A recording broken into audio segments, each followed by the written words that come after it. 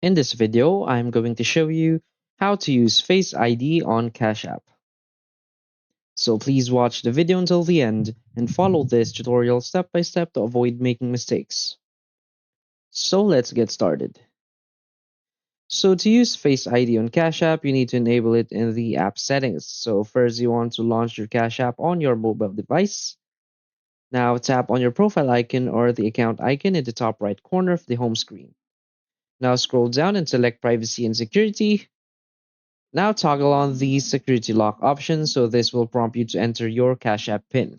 Now once the security lock is enabled, you should see an option to enable Face ID on iOS that supports Face ID, so toggle this option on.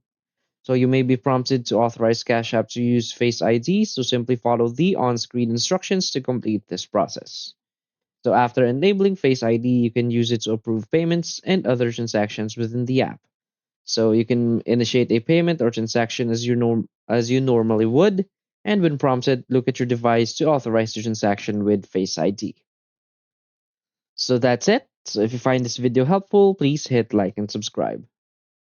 Thanks.